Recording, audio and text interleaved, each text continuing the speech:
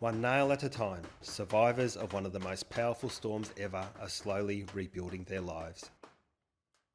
These farmers in a poor region of the central Philippines lost their homes and precious crops when Super Typhoon Haiyan tore through. They've spent nearly a year living in ramshackle shelters, but they'll soon have sturdy new homes.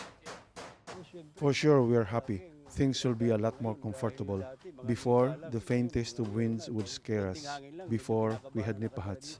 But now we'll have GI sheets and concrete. We won't be scared. Haiyan's winds and tsunami-like storm surges laid waste to dozens of farming and fishing communities. More than 7,300 people were killed or are still missing. In some ways, the recovery after 1 year is remarkable. Tacloban, the biggest city in the region and one of the worst hit, is bustling again. I've been here for 8 or 9 months, and I can honestly say, from my perspective, the resilience of the communities and the way that people get together to bounce back and have self-recovery is really phenomenal. However, there's growing frustration at the pace of the reconstruction effort. The government wants new homes in safer areas to be built for more than 1 million people.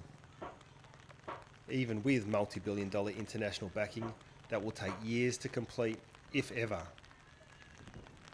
In the meantime, many will have to continue living in flimsy, temporary shelters.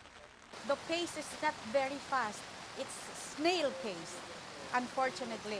Many of our brothers and sisters are still living in tents, and some of them are in temporary shelters, but the temporary shelters will not really last long, especially when it keeps on raining. It's even worse for these children in slums along the coast. Tens of thousands of people are living in official danger zones like this after rebuilding shanties or returning to the skeletons of their old homes. They know another storm could come at any time, but are too poor to go anywhere else. I get scared every time there are strong winds and there is news of an approaching typhoon. We live in fear.